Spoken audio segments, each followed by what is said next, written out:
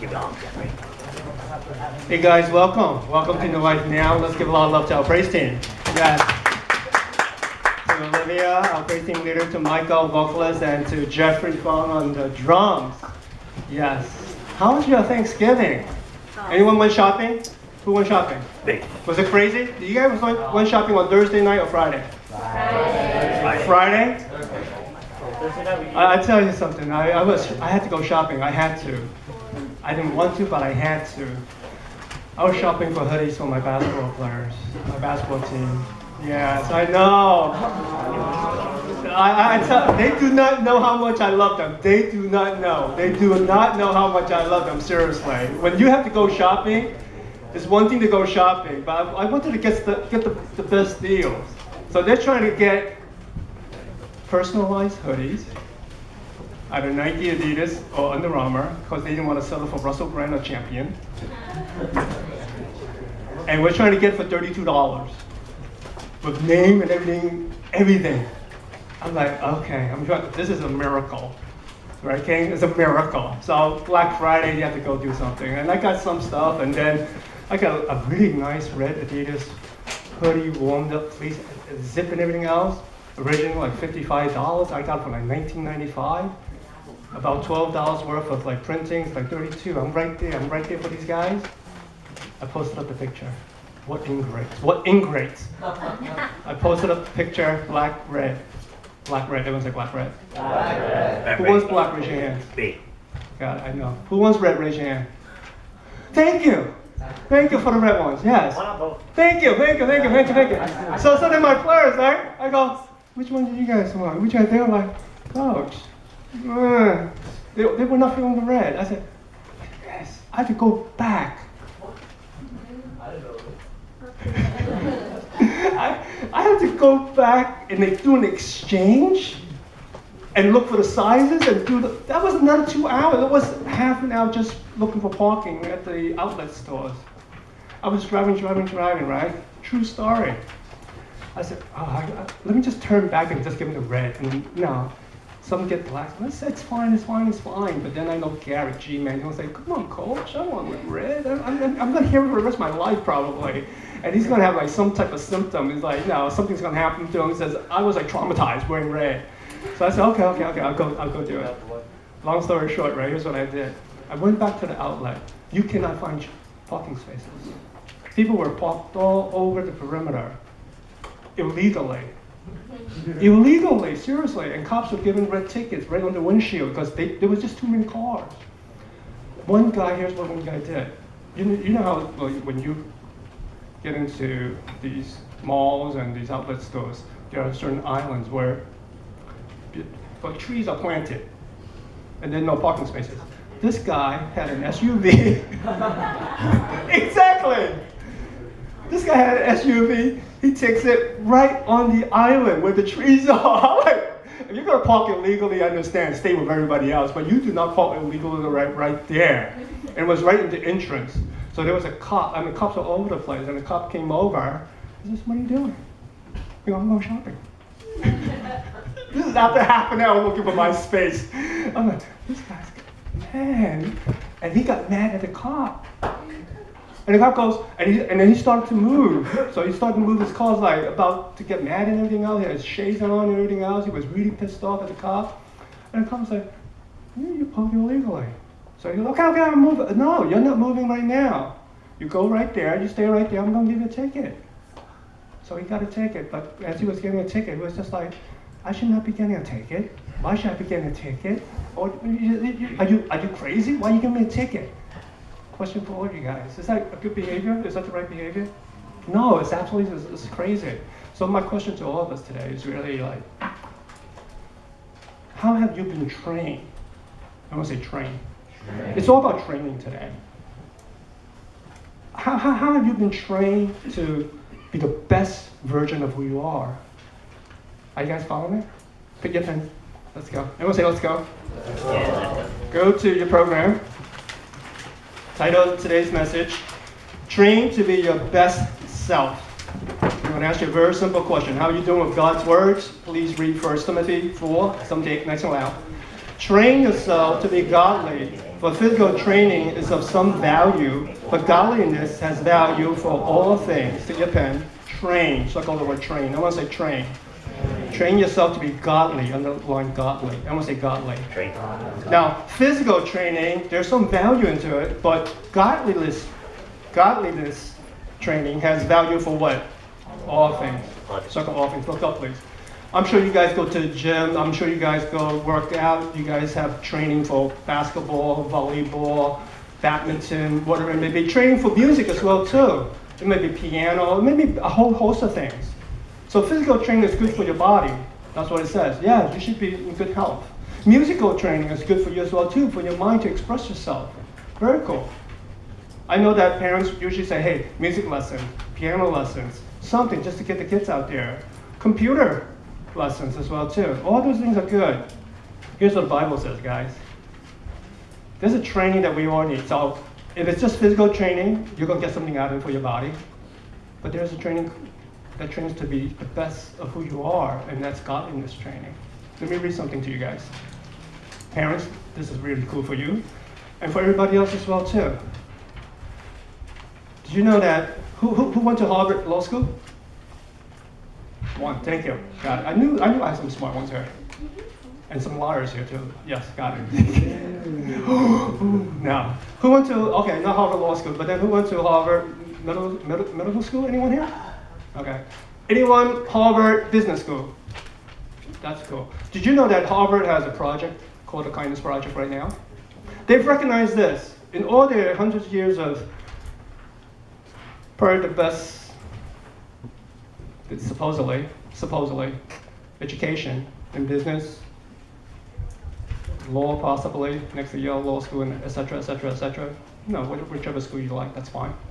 They come to the realization that the whole person is not really being developed. They have to come and put a curriculum together, a project together called the Kindness Project.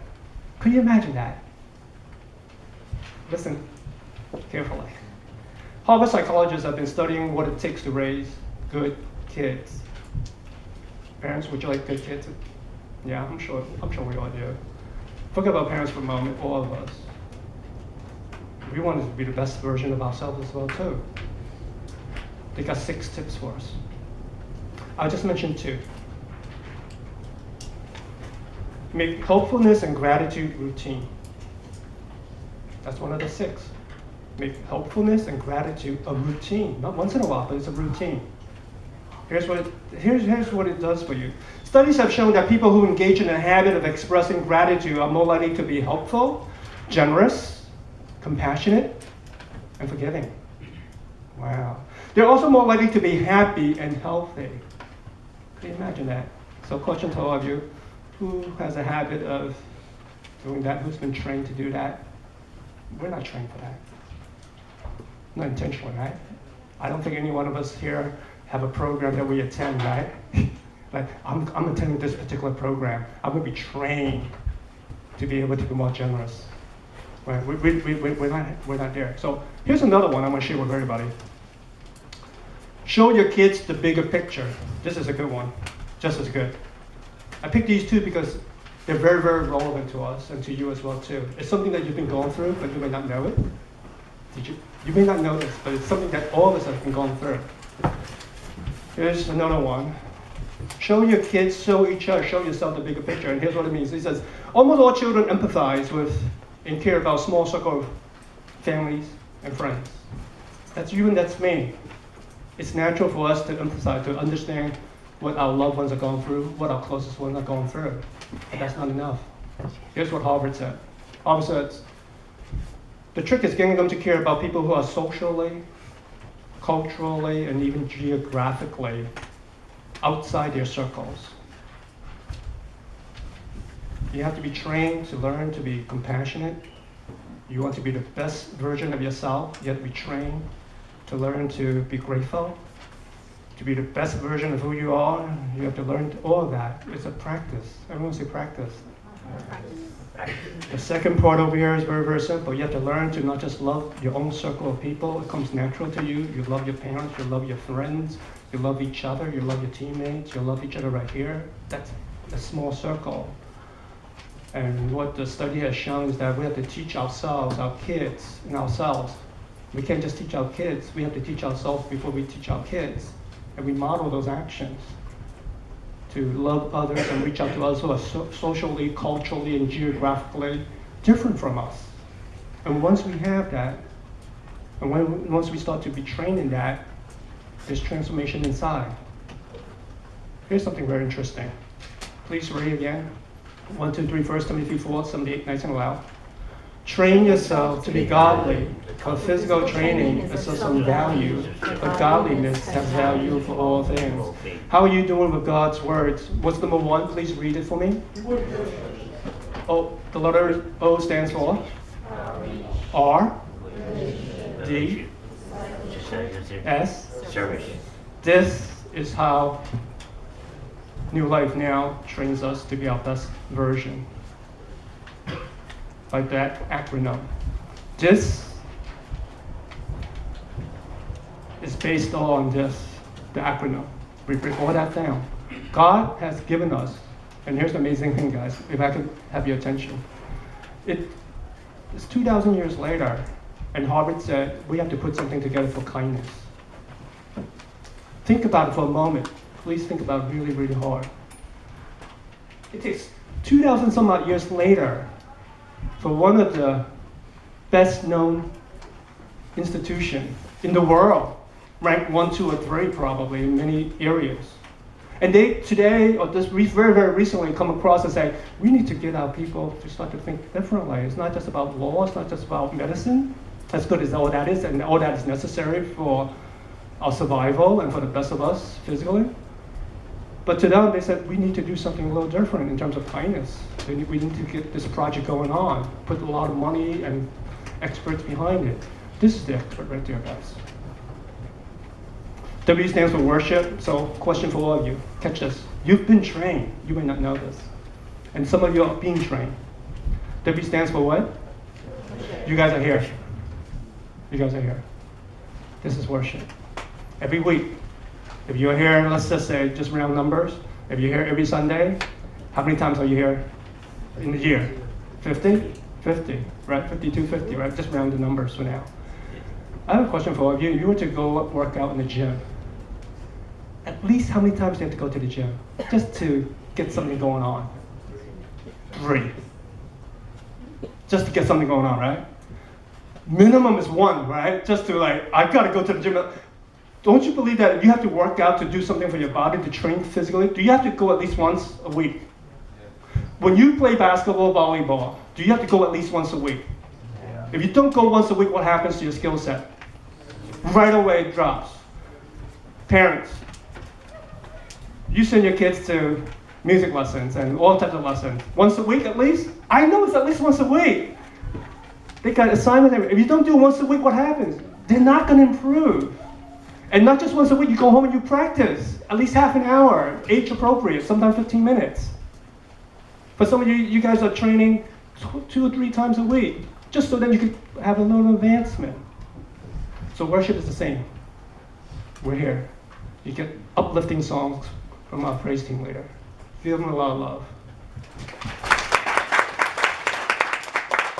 Hopefully I gave you some nice jokes. Something from the word to just inspire you for the rest of the week. And that's how important worship is. I'm going to jump the letter O to R. What does R stand for? Another word, Christian word for that is fellowship. It's a matter of gathering people together, just to be with one another, to form friendship. Who does that once a week at least among yourselves? Yeah? Yeah. For some of us, it's once a week. For some of us, it's maybe once a month. For some of us, maybe twice a month. You see the disparity now. This is 50 times a year, and that could drop to down, if it was once a month you gather together with this group of people that support one another, it goes down to 10 times a month. Not gonna make it. Are you guys following me now? Drop down to D. What does D stand for? Discipleship is very, very simple, guys. It's really taking this and say, let's hold each other accountable. Let's mentor each other. Let's get into God's word and study that. So this is once a month. Then how often you get it in the whole year? Guys, how often? 12. Okay, now watch this. This is going to blow your mind. Are you guys ready? All the above 3 that I just mentioned, I intentionally skipped 2. It's done here inside, usually. You're here inside, yes or no? When you gather together and have a meal together and have fun downstairs or in someone's home, is it indoors or outdoors usually? Indoors. With people you know you're comfortable with, right? And when you study the Bible or whatever it is you gather together, where are you? You're in there somewhere with some people. The letter O stands for? Okay.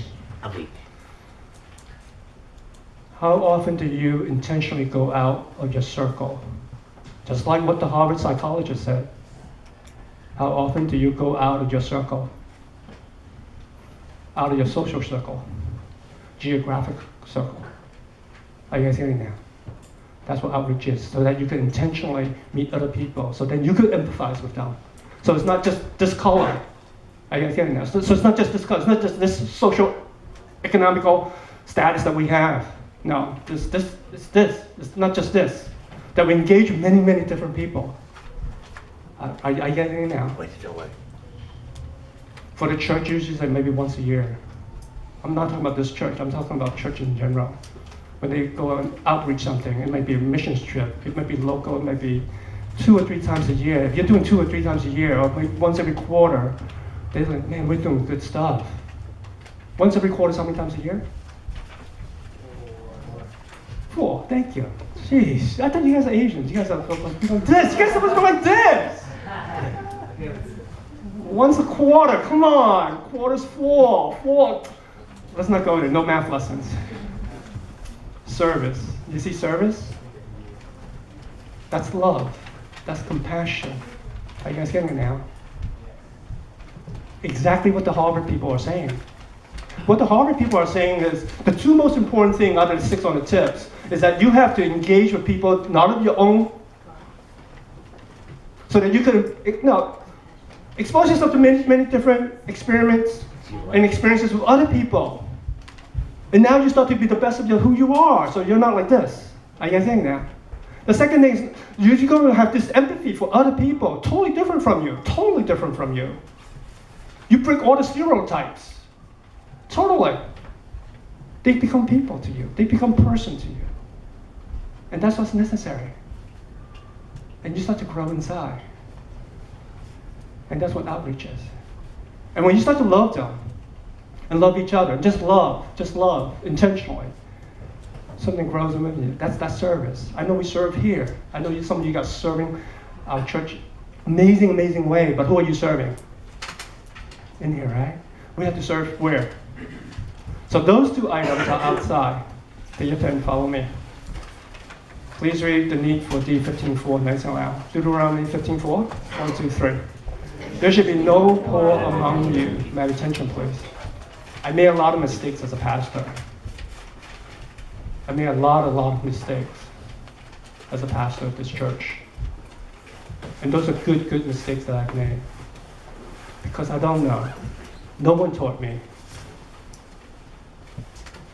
No one taught me how to do this. I have mentors. They have a certain way, and they've done many things a certain way. I go to Bible college, and they say, this is how you lead a church, this is how you pastor.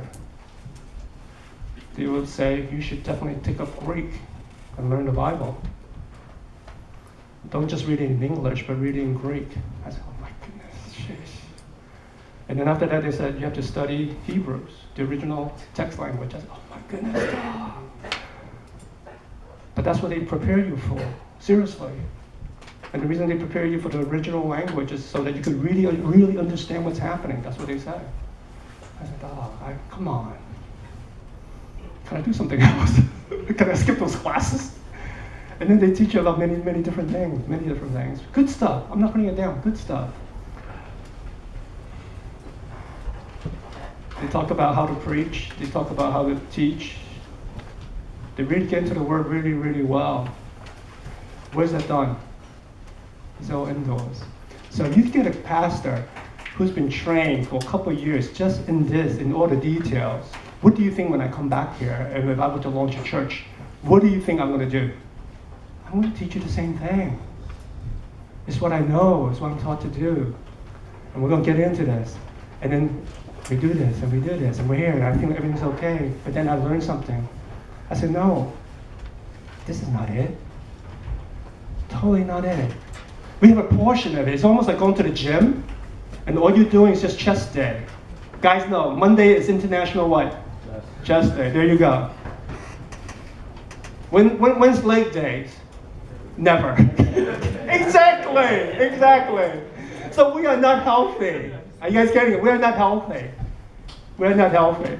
So then a couple years, and our church started to grow, like in different ways in terms of love and outreach. So we would do it like 3-4 times a year, and we would have things. We have great stuff going on, great stuff. And then I sat down and I said, we have to be more intentional about this. This is good stuff. Let's be intentional about this. Are you guys following now?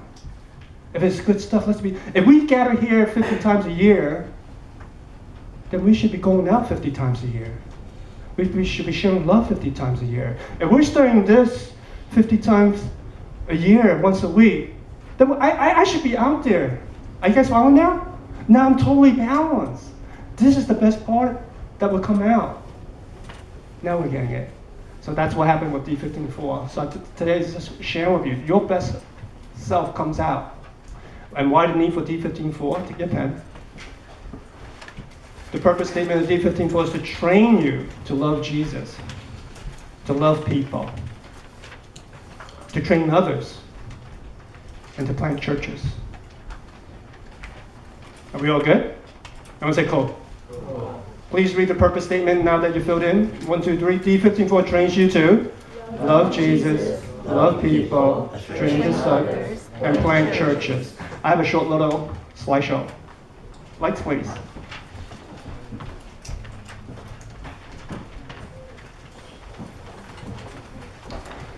It might be a different order that I may want to share this with.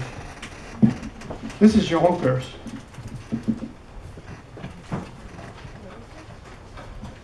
Some of you may know the story that I'm about to share because I kind of keep you guys updated.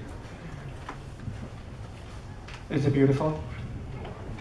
Is it beautiful? Yeah. It's awesome.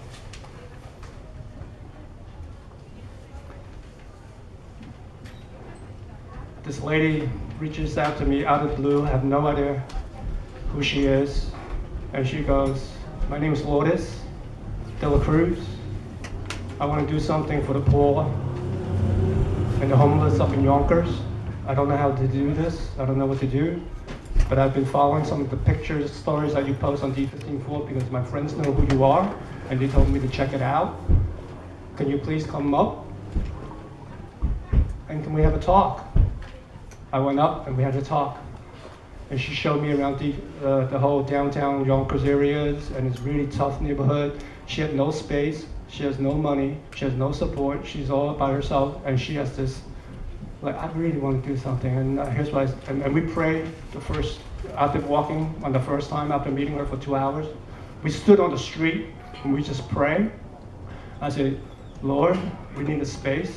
We need a space to train. We need a space to meet together. We have no space. We have no idea what's going to happen. And we got this. Wait a minute. Can you guys say free? Say free. Free. Free. Yes. So that's why I meet up every Saturday morning for 2 to 3 hours. She's being trained. Next picture. We really work. You guys recognize my bottle? Yeah. It's water, okay? Seriously, it's real water. Next picture. That's her. Give her some love.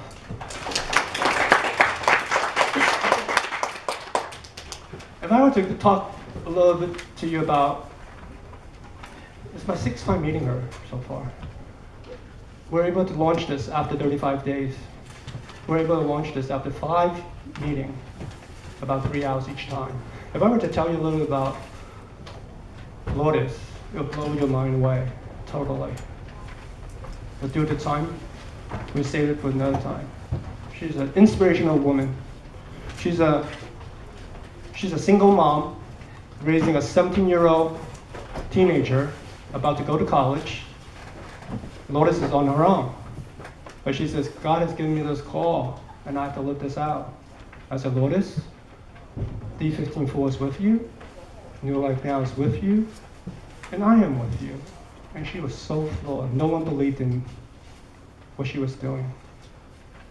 The churches around her area would not recognize what she's doing. I'll save the details later. Next. That's her. We really work. She takes amazing notes. After all the notes is, you can see it, then she has to translate into Spanish. Then she has to put that all in PowerPoint. And then she shows it. And she gathers the folks that she meets on the streets, and they come. Next. Nice. This was training. A church reached out to me in Queens, and they said, we need some help. We really don't know what's happening, how to really get our people moving. But we know that the way we've been doing church is just not right. It's just, something's off. Our people are gathering together, we are having a great time having dinners together, we love each other. We come here on a Sunday, and then we go home. And we repeat that years and years and years, but something is off. Something is off. We really don't know what's up. So they knew something was off, and it had to do with outreach, meaning engaging with other people. It has to do with service. I don't say outreach. I don't say service. So it had to do with loving other people. And so they didn't know how to take the next step. They did research. And some of the leaders, as they were doing research, they bump into what on Facebook? What did they bump into? There you go. They contacted me. 3 hours. Debbie and I, we went up there. And we had a great time. And they couldn't believe what they couldn't put their mind to it and say, this is exactly what we need. We need the E15 This is what we need. So when I come back from Hong Kong, we'll be engaging again, follow-ups. But I gave them some exercises already. Next. Yeah, these pictures are in certain random order, so I'll just go with it. It's cold. This is Noodletown on Bayard Street around midnight. And you see two individuals just lying there. And there's a sign out there that's on the ground in cardboard. And they said just any food would be helpful in English and in Chinese. Next. Yep. This was taken about 2 weeks ago when it was warmer. It was not yesterday. So that sheet is not going to help this gentleman. This is on Division Street. You don't see any of these because it only comes out during midnight or 11 o'clock. There's a different part of Chinatown. It changes at nighttime. You won't see this during daytime. Why? They get kicked out. And they're smart. They don't want to get kicked out. And then at nighttime, they come back. It's not just Chinatown here. It's Flushing Chinatown as well, too. Next. This is Carmen. She reached out to us, D154, and she says, I don't know how to do this. I need to be trained. I don't know how to engage the community. Her vision was to say, let me knit some hand-knit scarves, care packages, and pass them out. We sat down for about 2.5 hours, and boy, we did not talk about the how, we talked about the why. The how will come. Why we have to do it, that is the lesson. And once we understand the why, we do this, everything else flows right in. Did you know that, well, next. This man, his name, I won't mention his name. I won't mention where this is in case you guys may know. Well, you know what? I'll mention it. His name is Mr. Chan. If you were to walk down Bayard Street during the nighttime, please say hello to him and buy him a meal. He's there from 9:30 on. It's a little earlier because This is a basement. If you guys know Chinatown Ice Cream Factory, it's about 2 basements to the left of it. If you're looking at the ice cream factory. Yeah. He has issues with his family. He did not choose to be, he chose to be homeless. He chose to because he did not want to cause his family any more grief. He has some personal issues with his family, so the best way to create peace with his family is to leave his family for now. He's there around 9:30 because the basement, all these things closes a little earlier. But you could tell that when it rains and when it snows, what's going to happen to him? He's going to get wet. Yep. Next. So nice. Jung Po Po, that's on the left, and Sister J on the right. Thank you, Debbie. This was the picture that was taken just this Friday. I see these women once a week. We form relationships, and I was not able to come out. The reason I was not able to come out was I was buying hoodies. I know, I'd rather be at house. I said, sheesh, buying hoodies again. But yeah, are they happy? They're so happy, right? Yeah, wonderful ladies. Next. I'll let Debbie talk about this. Debbie, you want to come up? Come on. You can share.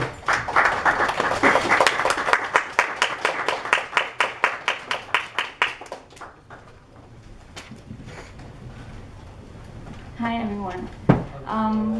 These are leftover Thanksgiving dinner. So we have so much leftover. I got the idea from Lotus because she posted something about don't forget our community after Thanksgiving dinners. So we have so much leftover, and so we packed 3 boxes and ice. I live in Dulleston, that's very close to Flushing, Chinatown.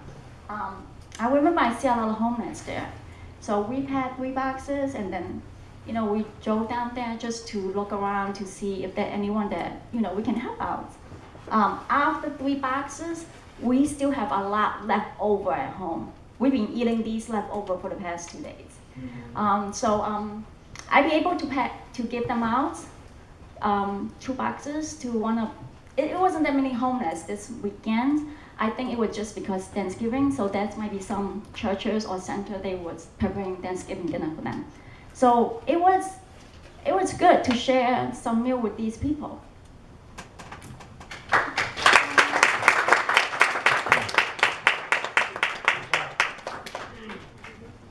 What to do with all that left over? Well, the best thing you could do is put it in. Exactly. Thanks, Debbie. Next. That's the boxes. Wrap them up, get water, and you start walking around, and here's this gentleman out here in the cold. So what do we do with food? So much food. We share. Next.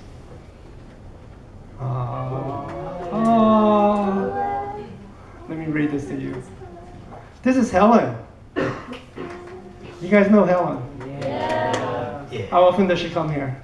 She hasn't came back. No, prior. How often does she come here? Once a week? Usually? How many times a year?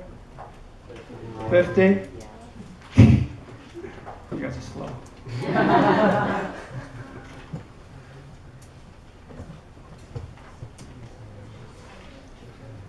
Helen learned something. She practiced this here. And she wrote something very, very beautiful. And I have a letter. And she said that she was trained here. And she remembered her New Life Now family, and she remembered the Warriors volleyball team as a family. But she remembered, and she in particular mentioned D15-4, and she said that gave her courage, that she was able to practice this. And now when she's out in Los Angeles, and during Thanksgiving, it was just so natural for her to get people together in a fellowship. The fellowship is like gathering, that's what it means. But then instead of just staying indoor, they went out. They went to a senior center. But this is very, very special. This is for seniors that are bedridden. Do you know what that means? Bedridden? You can't get off. Physically, there's something really, really major issues that they have, medical issues. And she said, these people are lonely, they need people to talk to. They wrote Thanksgiving cards, they put care packages together. But the most important thing that Helen said in her letter was that she listened. And she wrote about this lady, her name is Miss Justice. And Miss Justice was a black African woman, up there in age now. But many, many years ago, when she was younger, she earned an economic degree, but she was not able to use her degree due to racial discrimination at that time. But nevertheless, Miss Justice persevered and persevered and persevered. And here's how Helen ended. Helen said, that conversation that she had with Miss Justice gave her, blessed Helen, to persevere, to keep on moving forward with a positive spirit. That's what she learned. Are you guys getting it now? Helen was blessed by this training here, and then she was able to replicate that out there. Next picture. Yeah, you guys clap. This is Carmen. So we trained her for 3 hours. This is yesterday. Awesome, next picture. And we provide training for 32 of her friends, care packages, sleeping bags, handwritten notes, and they went to Penn Station, and they had a ball. They were the ones who were blessed. Next picture. That's what we did. Start with prayer. We go into practical training. The prayer part was to sustain you so that when you're going out there, you said, God is with me. And I'm going to be able to share God's love with everybody. That changes the whole thing. That's the difference between what we do and what Harvard does. Are you guys getting it now? Are you guys getting it now? We bring something that is filled with not just ourselves. And we don't just say, hey, here's some water for you. But we give them something far greater than what Harvard can give to them. We share love, just as Harvard does, but we share hope. Everyone say hope. Hope. Harvard cannot give that. We share peace. Everyone say peace. Peace. Harvard cannot do that. This gives the people what they need. Hope and peace. Next. That's it. Lights, please. Thank you. Yeah. Please read. We're going to send you home in about 5 minutes. Why? Why do we do this? Because Jesus has 2 principal commands. You must love the poor. Please read Matthew 22:37-40 nice and loud. Jesus replied, love the Lord your God with all your heart and with all your soul and with all your mind. Love your neighbor as yourself. Please read Matthew 25:31-36 nice and loud. I was hungry, you gave me something to eat. I was thirsty, you gave me something to drink.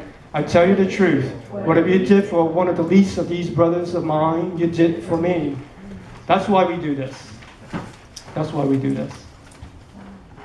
You must love the poor. Second thing, you must go and follow through. You must go and follow through. Please read Matthew 28:16-20 nice and loud. Therefore go and make disciples of all nations, baptizing them in the name of the Father and of the Son and of the Holy Spirit, and teaching them to obey everything I have commanded you. Therefore go, circle the word go. Everyone say go. Make disciples. See, this is exactly what we're talking about. Love people, love Jesus, go train others, plant churches. Make disciples of where? Thank you. Look up, please. I hate to fly. I hate to fly. I don't even like to fly down to Florida, seriously. There's something about flying I don't like. And when I get into the plane, before I get to the plane, I'm over like that, you know what I'm saying? I'm like, who doesn't like to fly? Yeah. The rest of you okay? God bless you guys. You guys are so cool. I'm like this, and I'm like, And then whenever I had to bring my 3 boys down to The happiest place on the world? Get out, it's not the happiest place in the world. You know which place, right? Where? Yeah, I know. You do it because you love your boys. You know, come on, let's go. All right, Dad. All right, so we go. I hate to fly. I'll be going to Hong Kong. I'll be flying out tomorrow, Monday night. I don't ask for your prayers that often, because I think sometimes I kind of could handle it. But obviously I don't think I could handle it. So I do desire your prayers. I really don't like to fly. And then I make peace with flying the last time when I went out to Hong Kong last year. I sat in the plane. I said, Lord, if I have to go this way, it's okay. That was it. And then I'm comfortable with it. Why am I going out there? You know, whenever God gives you something in your heart, you do it. That's what I'm doing. Whenever God places something in your heart, that is very, very special. And I'm sure many of you and all of you probably have this experience where there's something that you know you should do, but you kind of put it off a little. Who has that experience before? Okay. So whenever you have that little experience, right, and you put it away, that's okay. Does it come back? Yeah. Okay. And then do you push it away again? Yes, of course you do. And you're like scared, you're like maybe not, you're like all this. And then after a while, you're gonna go like this. No, God has something amazing. I shouldn't push it away anymore. And then you embrace it as hard as it is. So that's what Hong Kong is all about for me. I've been pushing away, and I said, I'll go. And the amazing thing is, it says to go to all nations. So when I thought about it, it wasn't just about myself. It's for all of you. It's for our next generation. That's what I want.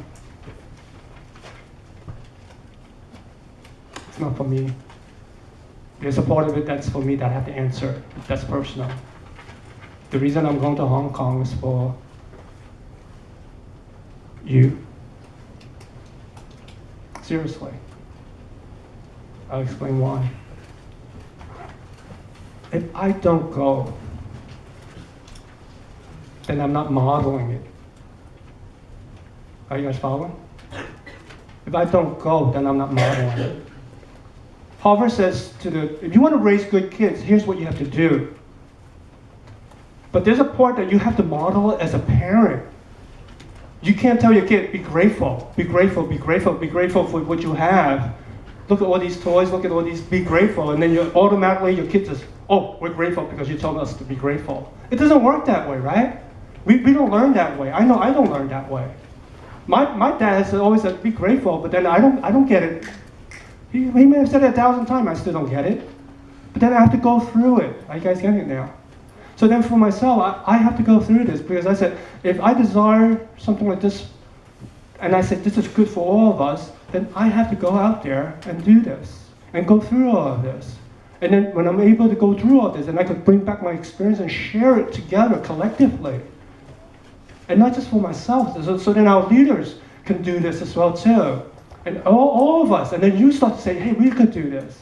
And you could realize the dreams, and you could, that voice that speaks to you, now you don't have to push it back because you don't know, hey, Pastor Kenny's going out there. Hey, Emily's going out there. Winnie's going out there. No, oh, and yourself, hey, she's going out there. He's going out there. We could do this. Do you know that it's also for our next generation? I am so proud of all you guys. This is a new generation that we've never had for a long time. Do you guys know that? This is a new generation. But don't sit. Don't sit. You guys hate it when you have to go practice if there's no tournament. Yes or no? Yes or no? Yes. For us, when we go out,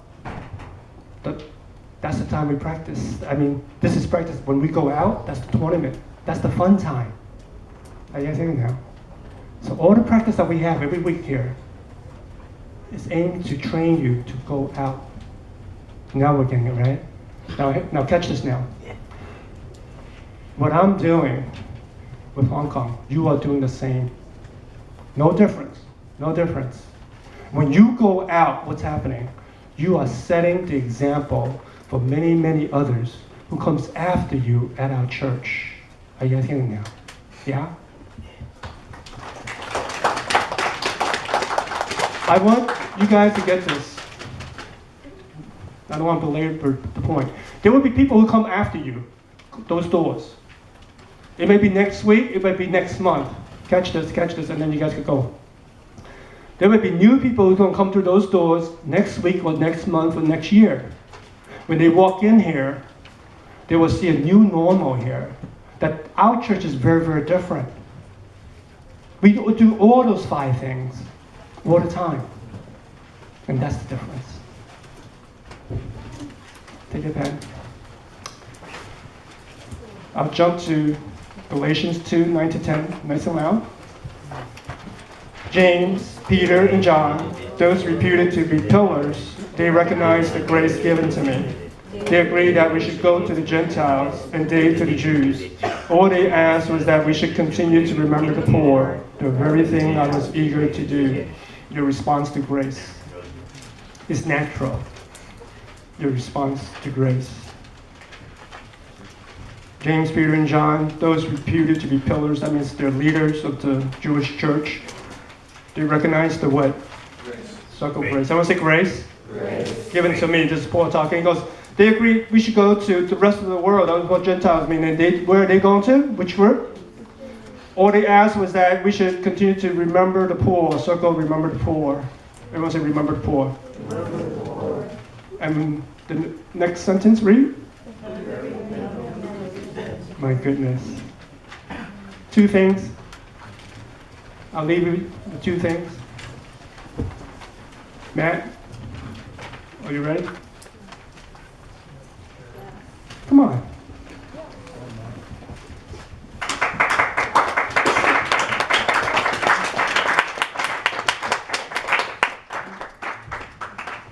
How long have you been with us? 2 or 3 months? Okay. Just talk. Tell everyone what you did. This Thanksgiving, Pastor Kenny told many of the warriors to write a post about what they're thankful for. So after last week's service, I told my track team to do the exact same thing. And a lot of people on my track team, I didn't make it like mandatory or anything, but a lot of people posted post about what they're thankful for. And I was really glad that they did because I think that it helped my team bond. And I want to thank Pastor Kenny for giving me such a good idea.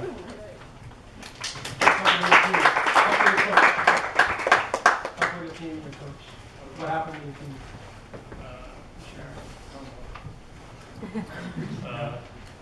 What happened with my team? What was the response? So since it was like a track team thing, like most people, my track team just thanked everyone for being there for each other as a team. And I always told my team that like we're not always a team, we're more like a family at school where we can do more things than just track. And we can always like work together throughout school, life, and everything.